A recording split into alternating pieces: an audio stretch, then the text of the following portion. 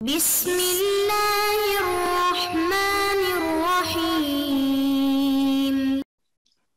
بسم اللہ الرحمن الرحیم الحمدللہ وکفا وسلام علی عبادہ الذین اصطفى اما بعد۔ عزیز طلبہ، دروس فقہ المعاملات المالیہ کے سلسلے میں ہم نے گزشتہ جو نشست تھی ہماری نشست نمبر 111 اس سے ہم نے بل آف ایکسچینج کا تعارف اور شرعی حیثیت کا آغاز کیا تھا، اور اس موضوع کو ہم نے 4 عنوانات میں تقسیم کیا تھا جو آپ کے سامنے ہیں۔ ان 4 عنوانات میں سے گزشتہ نشست میں ہم نے بل آف ایکسچینج کا تعارف تفصیلی پڑھا تھا۔ آج کی جو نشست ہے نشست نمبر 112، اس میں ہم بقیہ 3 عنوانات کے مختصر سی تفصیل آپ کے سامنے عرض کرتے ہیں۔ دوسرا جو بنیادی نقطہ ہے وہ ہے بل آف ایکسچینج کی فقہی حیثیت، یعنی بل آف ایکسچینج کی فقہی حیثیت یا حقیقت کیا ہے۔ اس میں پہلے تو ایک چھوٹا سا نقطہ ذہن میں رکھنا چاہیے کہ تاجر اور جو خریدار ہوتا ہے، جن 2 آدمیوں کے درمیان یہ بل وجود میں آتا ہے، ٹھیک ہے، ان 2 آدمیوں کے درمیان کا جو تعلق ہے وہ تو سمپل ہے، دین کا تعلق ہے کہ بھائی یا ادھار کا تعلق ہے، کچھ چیز خرید لی اور اس کے اوپر دین لازم ہو گیا اور اس نے لکھ دیا کہ میں آپ کا دین یا قرض جو ہے میرے ذمہ لازم ہے وہ بعد میں ادا کروں گا۔ اس حد تک تو یہ ادھار معاملہ ہے، یا قرض کا ہوگا، قرض کی وجہ سے وجود میں آیا ہے وہ بل، یا ادھار معاملے کی وجہ سے آیا ہے، جو بھی ہے دین یا قرض ہی ہے، اس سے زیادہ کچھ نہیں ہے۔ لیکن اصل سوال وہاں پیدا ہوتا ہے کہ جب جس آدمی کے پاس یہ بل ہوتا ہے نا، عموماً جو تاجر ہوتا ہے وہ، جیسے ہم نے پڑھا کہ وہ تیسرے فرد یعنی بینک کے پاس جا کر اس کو وہ بل بیچ دیتا ہے اور کہتا ہے کہ آپ میرے خریدار سے اپنے لیے بعد میں قیمت وصول کر لے، مجھے ابھی تھوڑی سی کم کر کے دے دے۔ تو اس کی کیا حیثیت ہے؟ وہ جب بینک وغیرہ کے پاس جاتا ہے تو یہ بینک جب بیچ میں داخل ہو جاتا ہے تو پھر یہ کیا معاملہ ہوگا؟ ٹھیک ہے، تو قرض خواہ مقروض سے خود قرض وصول کرنے کے بجائے جاتا ہے بینک کے پاس، بینک سے وصول کر لیتا ہے قرض اور بینک کو کہتا ہے کہ آپ جا کر میرے مقروض سے بعد میں اپنے لیے وصول کر لینا۔ تو اس کی فقہی حیثیت کیا ہے؟ اس بارے میں معاصر علماء کی 3 آراء ہے۔ پہلی رائے یہ ہے کہ یہ معاملہ سفتجہ کا ہے۔ سفتجہ کی تفصیل ہم نے صرف کے باب کے اندر تفسیر کے ساتھ پڑھی تھی، یعنی اس کا مطلب یہ ہے کہ ایک شخص دوسرے کو قرض دے کر یہ شرط عائد کرتا ہے کہ بھئی یہ قرض آپ مجھے فلاں شہر کے اندر واپس لوٹا دیں۔ مثلا کراچی میں نے کسی کو قرض دے دیا اس شرط کے ساتھ کہ آپ مجھے میرا یہ قرض جو ہے یا مجھے یا میرے کسی دوست کو اسلام آباد کے اندر واپس کر دیجیے گا۔ اس کو کہتے ہیں سفتجہ۔ اس کی کیا حقیقت ہے، اس کا شرعی حکم کیا ہے، وہ ہم نے تفصیل کے ساتھ پڑھا ہے۔ بہرحال لیکن اکثر علماء نے اس کو سفتجہ ہونا قبول نہیں کیا۔ وجہ اس کی ظاہر ہے کہ سفتجہ کے اندر ضروری ہوتا ہے کہ ایک شہر سے دوسرے شہر میں وصولی ہو۔ یہاں تو ایسا نہیں ہوتا، یہاں تو ایک شہر میں دے کر دوسرے شہر میں وصولی مقصد نہیں ہوتی، یہاں مقاصد اس کے الگ ہوتے ہیں کہ جو ہے وہ بعد میں اسی آدمی سے اپنی رقم وصول کر لی جاتی ہے جہاں پر بھی ہو، یا بینک بیچ میں آ جاتا ہے۔ بہرحال یہ سفتجہ نہیں ہے اور سفتجہ کی حقیقت پر رد کیا ہے اکثر علماء نے۔ دوسری رائے یہ ہے کہ بیع الدین من غیر من علیہ الدین ہے، یعنی یہ قرض کی خرید و فروخت ہے، آسان الفاظ میں مقروض کے علاوہ کسی تیسرے شخص کو قرض فروخت کر دیا۔ مثال کے طور پر مثلا تاجر جو ہے وہ قرض خواہ ہے اور خریدار مقروض ہے، تو تاجر نے خریدار کے ذمہ جو تاجر کا قرض تھا وہ تاجر نے بینک کو بیچ دیا اور بینک مقروض نہیں ہے، ٹھیک ہے، تو بیع الدین من غیر من علیہ الدین ہو گیا۔ تو تاجر نے اپنا قرض جو خریدار کے ذمہ تھا وہ بینک کو بیچ دیا، اس کے بدلے بینک سے تھوڑی سی کم رقم لے لی اور بعد میں بینک جو ہے وہ زیادہ رقم خریدار سے وصول کرے گا۔ تیسری رائے یہ ہے کہ یہ عقد حوالہ ہے۔ عقد حوالہ کا مطلب ہوتا ہے کہ مقروض جو ہے اس کے ایک مقروض کے ذمے سے دین یا قرض جو ہے وہ منتقل ہو جائے کسی دوسرے شخص کی طرف، تو یہ بھی بنیادی طور پر عقد حوالہ ہے۔ اور عقد حوالہ میں 3 افراد ہوتے ہیں، پارٹیز یا فریق ہوتے ہیں، ایک قرض خواہ ہوتا ہے، ایک مقروض ہوتا ہے، ایک تھرڈ پارٹی ہوتی ہے، ٹھیک ہے۔ تو اس بارے میں یہ تیسری رائے حضرت شیخ الاسلام مفتی تقی عثمانی صاحب دامت برکاتہم نے تکملہ فتح الملہم میں لکھی۔ حضرت لکھتے ہیں کہ تاجر جو ہے وہ گوئے کہ قرض خواہ ہے، سمپل سی بات ہے، محال علیہ جس کو کہتے ہیں، خریدار محیل ہے یعنی کہ جو مقروض ہے، اور بینک یا تیسرا شخص جو ہے وہ محال علیہ ہے۔ تو کیسے محال علیہ ہے کہ تاجر کا جو قرض ہے وہ خریدار نے ادا نہیں کیا بلکہ وہ ایک تھرڈ پارٹی بینک نے ادا کر دیا تاجر کا قرض، تو تاجر کو اپنا قرض جو ہے وہ مدیون کے بجائے مقروض کے بجائے کسی اور جگہ سے مل گیا، تاجر چلا گیا۔ ٹھیک ہے. اور اب تاجر کو کہاں سے ملے گا؟ نہیں، بینک کو اب کہاں سے ملے گا؟ تاجر کو تو مل گیا بینک سے، بینک کو اب جو ہے اصل مقروض سے مل جائے گا جو کہ خریدار ہے. تو بہرحال یہی رائے زیادہ راجح معلوم ہوتی ہے کہ عقد حوالہ ہے. وجہ اس کی ظاہر ہے، کچھ تفصیل اس کی ہم نے پیچھے بھی پڑھی تھی کہ حوالہ اور بے میں کیا فرق ہے. بے کے اندر واپس رجوع نہیں ہوتی فروخت کنندہ سے، حوالے کے اندر رجوع ہو سکتی ہے. یہاں پر بھی ایسا ہے کہ بینک کو اگر مقروض کی طرف سے رقم نہ ملے تو بینک واپس جا کر تاجر سے رجوع کرتا ہے. تو اگر یہ بے ہوتی تو بینک کو واپس تاجر سے رجوع کرنے کا حق حاصل نہ ہوتا. تو اس لیے بنیادی طور پر یہ عقد حوالہ ہی ہے. اور معایر شرعیہ یعنی شریعہ اسٹینڈرڈ کے اندر بھی اس کو یہی قرار دیا گیا حوالہ. وہاں اس طرح کے الفاظ ہے کہ تعتبر الکمبیالہ من قبیل الحوالہ. بہرحال تو یہ ہے دوسرا عنوان.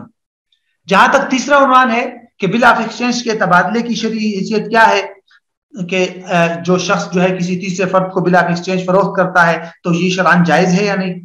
تو اس بارے میں اس کی بنیادی طور پر دو صورتیں ہیں.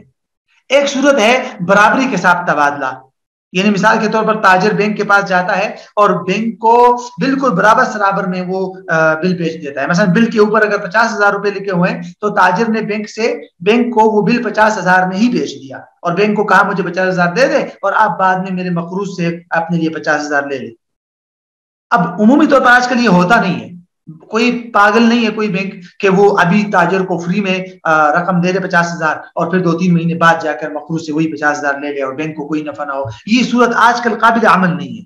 لیکن بہرحال اگر اس طرح معاملہ وجود میں آ بھی گیا تو یہ در حقیقت بیع الدین من غیر من علیہ الدین قرار دیا جائے گا. اور سمپل سی بات ہے کہ بیع الدین من غیر من علیہ الدین جو ہے یہ حنفیہ اور حنابلہ کے ہاں تو جائز ہی نہیں ہے. شافعیہ وغیرہ اور مالکیہ نے کچھ شرائط کے ساتھ اس کی اجازت دی ہے. بہرحال لیکن یہ ہے کہ اگر اس کو بیع الدین قرار دیا جائے پھر تو منع ہے حنفی اور شافعیہ کے ہاں. اور اگر اس کو حوالہ قرار دیا جائے عقد حوالہ تو پھر ایسی صورت میں اس کی گنجائش ہے بشرطے کہ برابر ہو سرابر ہو، اس میں کمی زیادتی نہ ہو. اگر اس کو جس طرح تیسری رائے ہم نے پڑھی تھی کہ اگر اس کو عقد حوالہ قرار دے تو پھر اس کی گنجائش ہے. لیکن جیسے ہم نے پہلے بھی پڑھ دیا کہ یہ بل آف ایکسچینج کا تبادلہ برابری کے ساتھ نہیں ہوتا. دوسری صورت کٹوتی کے ساتھ تبادلہ یعنی ڈسکاؤنٹنگ کے ساتھ، کہ تاجر جو ہے بینک کو کم رقم میں بل بیچ دیتا ہے، بینک بعد میں زیادہ رقم میں وصول کر لیتا ہے. تو یہ جائز نہیں ہے شرعاً کسی کے ہاں بھی. دوسری رائے کو لے لیں آپ، جو گزشتہ ہم نے 2 رائے پڑھی تھی، یہ 3 پڑھی تھی لیکن جو 2 مشہور تھی. ایک بیع الدین تھا، تو بیع الدین تو ویسے بھی ناجائز ہے حنفی شافعیہ کے ہاں، حنفی اور حنابلہ کے ہاں، دیگر ائمہ کے ہاں جائز ہے لیکن وہ بھی برابری کے ساتھ. جبکہ یہاں کٹوتی ہو رہی ہے تو بیع الدین بھی ناجائز ہوا. اور اگر اس کو حوالہ قرار دیا جائے تو عقد حوالہ کے طور پر بھی یہ جائز نہیں ہے. ظاہر سی بات ہے کیونکہ حوالہ کے اندر بنیادی شرط جو ہوتی ہے وہ ہے تساوی دینین، کہ اصل مقروض کے ذمے جتنی رقم ہے کوئی اور شخص کسی اور شخص سے اتنی ہی رقم لی جائے. مثلا خریدار پر 50,000 روپے لازم ہے تو بینک سے بھی اتنی ہی رقم لی جائے. یہ نہیں ہے کہ کمی زیادتی لی جائے. تو تساوی دینے ایک بنیادی شرط ہے عقد حوالہ کے درست ہونے کے لیے، جو یہاں نہیں ہو رہی انڈورسمنٹ کی وجہ سے یا ڈسکاؤنٹنگ کی وجہ سے، تو اس کے لیے شرعاً جائز نہیں ہے. بہرحال تو بل آف ایکسچینج کے تبادلے کی یہ جو کٹوتی کے ساتھ صورت ہے جو آج کل بہت زیادہ رائج بھی ہے وہ شرعاً جائز نہیں ہے، حرام ہے. اب آخری نقطہ دیکھتے ہیں کہ تبادلے کا کوئی متبادل ہے، یعنی کیا موجودہ دور میں اس تبادلے کا کوئی جائز شرعی متبادل موجود ہے کہ تاجر کو اپنی رقم بھی جلدی مل جائے اور بینک کو جو ہے اس کو بھی کچھ نہ کچھ پروفٹ مل جائے. تو ایسی کوئی صورت ہے آج کل یا نہیں؟ تو اس کے لیے ایک صورت ہے جس کو ہم 3 سٹیپ میں بیان کر سکتے ہیں. وہ وکالت کی صورت ہے اور 3 سٹیپ میں یا 3 مراحل میں اس کو مکمل کیا جا سکتا ہے. کیسے؟ پہلا مرحلہ ہوگا وکالہ بالاجرت. کیا مطلب ہے اس کا؟ کہ تاجر سب سے پہلے جائے گا اور بینک کو اپنے لیے وکیل بنائے گا. بینک کو کہے گا کہ آپ میرے وکیل بن جاؤ، 2 مہینے بعد مجھے مثلا فلاں وہ زید جو ہے اس سے 50,000 روپے وصول کرنے ہیں تو میں وصول نہیں کروں گا، آپ میرے وکیل بن کر میری طرف سے وہ میرے لیے وصول کر لیا. تو چونکہ بینک اس کے لیے کام کرے گا تاجر کے لیے، تاجر کا وکیل بن کر، تو اجرت اپنے لیے مقرر کر دے. بینک اس کو کہے ٹھیک ہے ہم 2 مہینے بعد جا کر آپ کے لیے 50,000 روپے فلاں آدمی سے لیں گے، لیکن ہم یہ کام جو کریں گے یہ فری نہیں کریں گے، اس پر آپ ہمیں 1,000 روپے ہمارے لیے مثلا اجرت مقرر کر دے، سیلری. تو اس نے کہا ٹھیک ہے، 1,000 روپے بینک کے لیے اجرت مقرر کر دی، اس کو وکیل بنا دیا. یہ معاملہ ہو گیا. दूसरा मरहला है कर्ज। अब ये जो ताजिर है ये इसी बैंक से अलग मामला करके उससे अपने लिए 49,000 रुपए कर्ज ले ले, 49,000, ठीक है।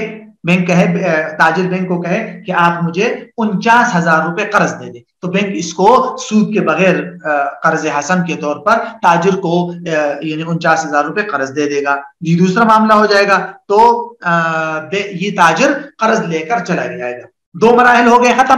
पहले मरहले में वकालत का मामला हुआ, दूसरे मरहले में कर्ज का। तीसरा मरहला आएगा मुकासा का। ये कौन सा मरहला है कि जब 2 महीने मुकम्मल हो जाए, मतलब वो जो टाइम है बिल क्या की अदायगी का, वो टाइम मुकम्मल हो गया, तो बैंक अब जाएगा, और बैंक चूंकि वकील बना था ना, तो बैंक अब जाएगा वकील के तौर पर, और वो जो मकरूज था, जो खरीदार है जिसके जिम्मे 50,000 रुपए लाजिम है, उससे बैंक जो है वो 50,000 रुपए वसूल करेगा। तो बैंक जब उससे 50,000 रुपए वसूल कर लेगा तो बैंक ताजिर से राब्ता करेगा कि आपका जो कर्ज था फला आदमी के जिम्मे 50,000, वो हमने वसूल कर लिया है, लिहाजा अब हम उसका मुकासा करते हैं। मुकासा का मतलब होता है बराबरी कर देना, हिसाब किताब चुकता कर लेना। तो अब बैंक क्या कर लेगा, बैंक यूं कर लेगा कि बैंक ने जो 50,000 रुपए लिए हैं ताजिर के मकरूज से, खरीदार से, उन 50,000 में से 1,000 रुपए अपने लिए सैलरी अलग कर लेगा, क्योंकि बैंक ने जो वकील बना था कि मैं आपकी तरफ से ये पैसे वसूल करूंगा, तो बैंक ने वो काम कर लिया और 1,000 रुपए अपनी सैलरी की थी, वो सैलरी उससे काट लेगा। बाकी 49,000 बच गए, तो वो 49,000 बैंक जो है इस कर्ज के बदले में रख लेगा जो ताजिर को दिए थे बैंक ने 49,000। तो ताजिर उसको बैंक उसको कह देगा कि भाई आपके जिम्मे हमारे 49,000 थे, वो हमने इसी से काट लिए। तो इस तरह मुकासा हो जाएगा और ये मामला मुकम्मल हो जाएगा। तो नतीजा एक जैसा हो जाएगा जिस तरह पीछे भी हमने पढ़ा था, लेकिन ये है कि ये शरअन जायज है। बहरहाल इसके लिए बुनियादी शर्त यही है कि तीनों मामला बिल्कुल अलग अलग किए जाए।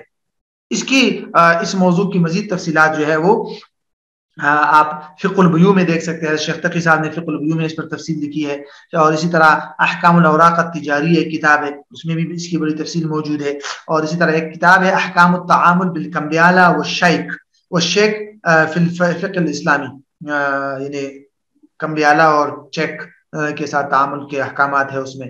बहरहाल तो ये इस मौजू का खुलासा था जो आपके सामने आ गया।